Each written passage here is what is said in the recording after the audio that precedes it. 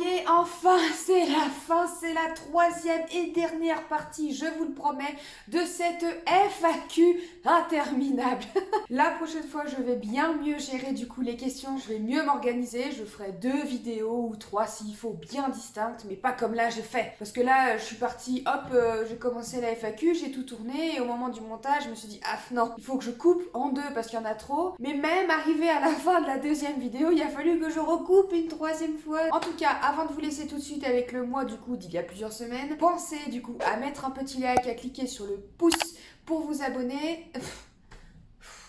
À cliquer sur le pouce si vous avez aimé, enfin si vous avez aimé vous en savez rien puisque vous en êtes qu'au début, mais c'est pas grave, faites-le quand même.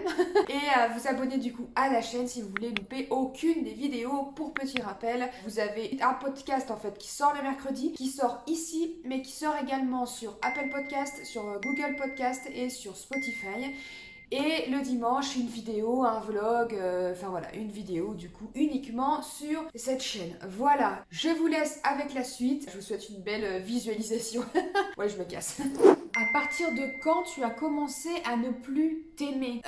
C'est une question qui est un peu compliquée, mais à la fois non. Mais tout simplement parce que je crois que je ne me suis jamais aimée, que ce soit physiquement et mentalement. Alors maintenant si, mais je veux dire déjà toute petite, j'ai commencé à me comparer de ce que je me rappelle déjà à ma petite sœur.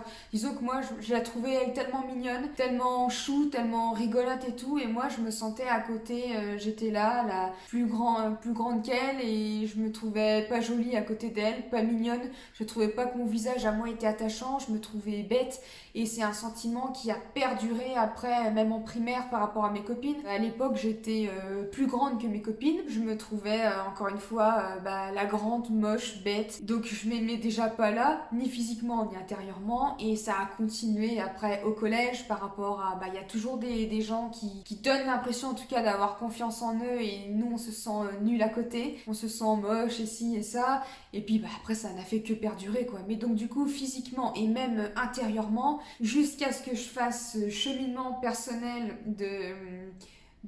d'amour de soi ou quoi que ce soit, enfin d'amour de soi, de connaissance de soi, que je fasse la paix avec moi-même, je ne me suis jamais aimée. Voilà, ni physiquement, ni mentalement. Physiquement, pour vous dire, je n'aimais rien en fait. Je n'aimais pas mes cheveux que je trouvais raplapla. J'aimais pas mon visage, je détestais mon nez, je détestais mes sourcils, je trouvais mon visage trop large en fait, trop massif. J'aimais pas ma poitrine parce que je me suis fait opérer depuis, mais j'avais une toute petite poitrine qui n'a jamais grandi, je crois, depuis que j'étais petite jusqu'à ce que je me fasse opérer il y a quelques années. Je n'aimais pas mon ventre et mon buste que je trouvais trop large, je n'aimais pas mes hanches, je n'aimais pas mes fesses, ni mes cuisses, ni ma cellulite, je n'aimais pas mes genoux, je n'aimais pas mes mollets non plus, je détestais mes pieds, je détestais mes orteils, je détestais mes mains.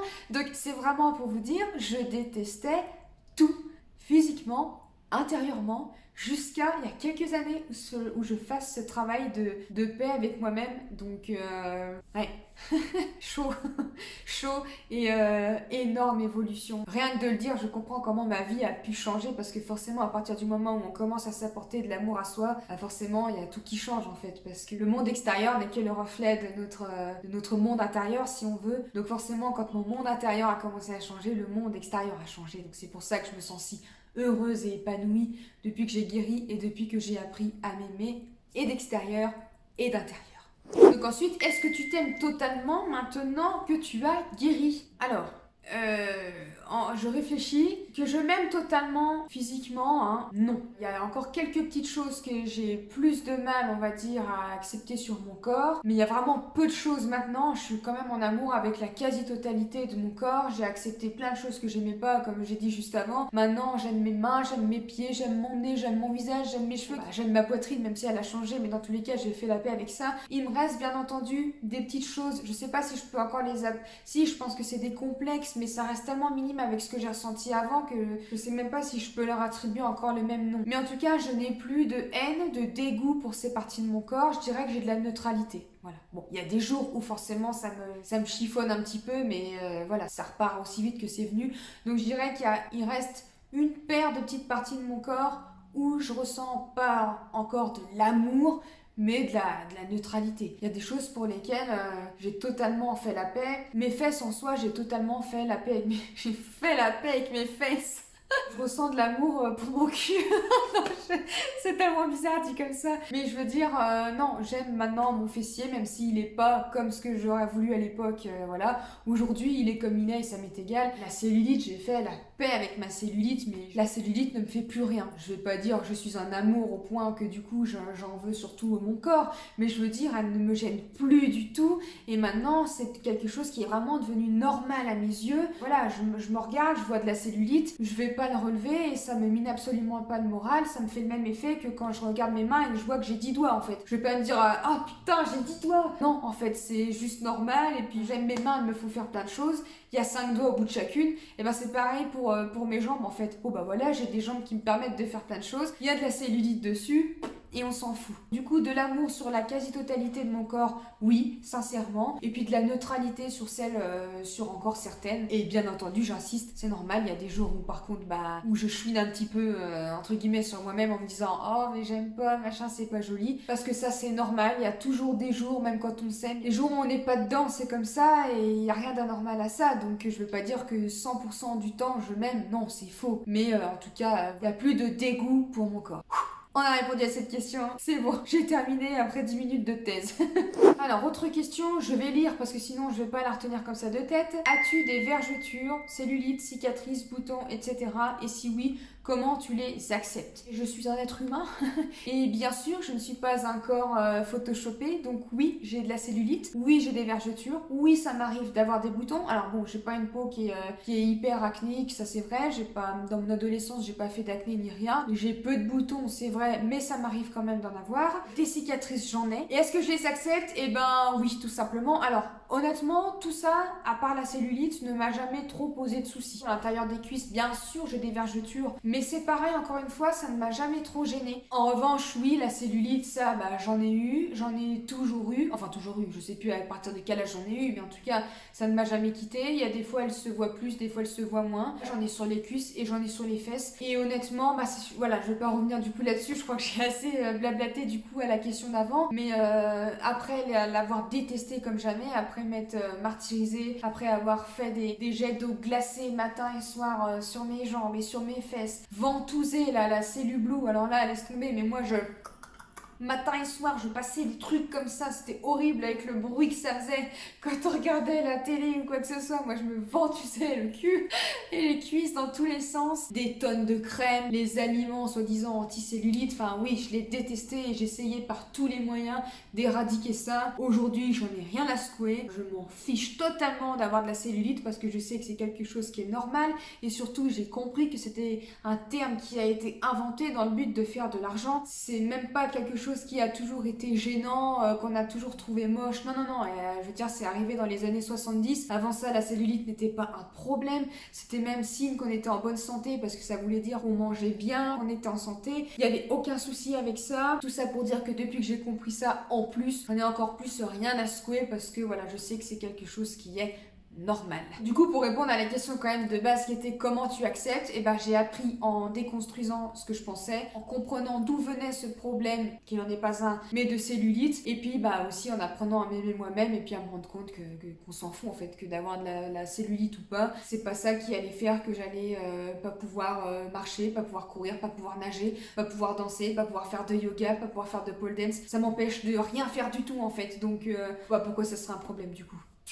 Dernière question. Peut-on guérir avec, alors, l'AI, je pense, peut-être que je me trompe du coup, la personne qui m'a posé la question, dis-moi si jamais je suis complètement à côté de la plaque, mais je pense que l'AI, c'est l'alimentation intuitive, vu en plus les autres choses dont on a déjà parlé ensemble précédemment. Donc je devine que c'est ça, de toute façon sinon je vois pas trop ce que ça peut être. Donc peut-on guérir avec l'alimentation intuitive? Alors ça je sais que les avis divergent un petit peu. Moi je vais dire non en soi. Ça peut aider mais je vais dire non. Pourquoi je vais dire non? Parce que l'alimentation intuitive ça doit être intuitif. C'est-à-dire qu'on va manger sans se poser de questions, sans réfléchir. On a envie d'un truc, on va le manger. Peu importe que ça soit sucré, pas sucré, qu'on soit le matin, qu'on se pose pas de questions. Tu vois comment tu mangeais quand t'étais gamin, quand t'étais gamine, que tu avais envie d'un goûter, que tu avais envie de ci ou ça, tu demandais à ta mère, à ton père, à la personne qui t'a élevé, est-ce que je peux manger ça? Tu te posais pas de questions de savoir, de regarder les valeurs nutritionnelles qu'il y avait au dos de ton pitch, tu te posais pas les questions de savoir, voilà, si tu avais le droit de manger un deuxième bol de crunch le matin, tu te demandais pas s'il valait mieux des pépitos ou une pomme pour le goûter de l'après-midi, tu te posais pas ces questions, tu en avais envie, tu prenais, le midi, tu mangeais, tu finissais ton assiette, tu demandais si tu pouvais en avoir, si tu avais envie, si tu avais encore faim, si tu avais trouvé ça bon, tu n'avais plus envie de finir ton assiette, du coup tu voulais pas finir, et ben tu finissais pas. Bon, ça c'est un peu, ça dépend un peu de quelle génération tu es, parce qu'il y a eu la génération aussi de tu finis ton assiette sinon tu sors pas de table. Mais bref, c'est pour te dire, tu te posais pas de questions. Bah pour moi, manger intuitivement, c'est revenir à ça. J'ai voulu en fait moi-même essayer de manger intuitivement pendant encore mon processus de guérison, mais ça n'a pas été possible parce que ça n'a jamais été intuitif. Ça n'a jamais été intuitif puisque j'avais pas encore guéri mon TCA. Donc du coup j'étais toujours quand même dans ce truc de contrôle et de peur de grossir. Donc c'était du faux intuitif. C'était de l'intuitif mais qui était contrôlé. Contrôle et intuition, enfin ça va pas du tout ensemble. Donc ça n'allait pas. Donc moi, pour ma part, je te dirais que non. Mais c'est vraiment pas universel parce que voilà, j'ai entendu des personnes dire l'inverse. Moi c'est vraiment que mon avis, encore une fois. Pour moi non, on peut pas guérir grâce à l'alimentation intuitive. Une fois qu'on est guéri, voilà, et qu'on peut du coup apprendre à manger intuitivement et puis mais en se reconnectant à son corps, parce que c'est ça aussi qu'on peut pas faire, c'est qu'avec les troubles alimentaires on ne connaît plus, on n'entend plus, on n'a plus de signaux de faim, de satiété, tout est totalement bouleversé. Si je parle de la boulimie, tu sais plus quand t'as vraiment faim, quand t'as plus faim, quand tu devrais entre guillemets t'arrêter de manger parce que t'as clairement plus faim, tu sais plus puisque tu passes ton temps à manger des quantités astronomiques qu'après tu te fais vomir ou que tu vas prendre des laxatifs, que tu vas compenser parce que t'enchaînes tout ça, tu combines tout ça avec des périodes de restriction, de jeûne. Là-dedans, ton cerveau, il sait plus, il est là aux commandes,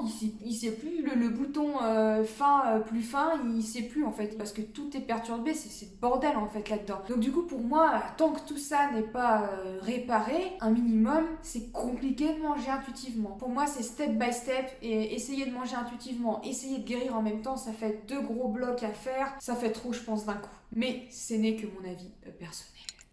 Alors, ça vous a plu? Me revoilà du coup la Florine du présent pour faire l'outro comme on dit de la vidéo, parce que du coup celle que j'ai fait il y a plusieurs semaines n'était plus du tout raccord avec le reste, elle n'était plus du tout à jour, donc je me suis dit que j'allais retourner quand même la fin de la vidéo. J'espère que toutes ces questions, depuis toutes ces FAQ dont je vous remettrai de toute façon le lien dans la barre d'infos, vous auront éclairé, vous auront aidé, auront répondu à vos interrogations pour les femmes qui me les ont posées. Peut-être que ça aura pu répondre également à des questions que vous pouvez vous poser mais que vous ne m'aviez pas posées. Il y en aura d'autres de toute façon parce que j'ai reçu après des questions encore après, mais j'avais déjà arrêté, et heureusement parce que sinon on se serait retrouvé avec une partie 4, 5 et que sais-je. Donc je reposerai des questions plus tard. J'ai bien aimé faire ça, ça permet de regrouper un petit peu les questions qui reviennent le plus souvent parce que j'en ai beaucoup en message privé et même par mail, j'ai de plus en plus par mail et parfois et souvent même c'est des réponses qui peuvent aider la plupart. Donc je me dis pourquoi pas les partager au grand public, comme ça tout le monde en profite. Voilà, je vous fais des gros bisous, je vous dis à mercredi du coup pour un prochain podcast, à dimanche prochain pour une nouvelle vidéo. Passez une belle journée, une belle soirée, je sais pas où vous en êtes quand vous me regardez là à l'instant, et je vous dis à la prochaine. Ciao. Swear I won't forget this, why do I regret this? In my mind reckless, thoughts are feeling endless. Sitting up I'm breathless, anxiety's infectious. I feel so defenseless, betrayed and embarrassed.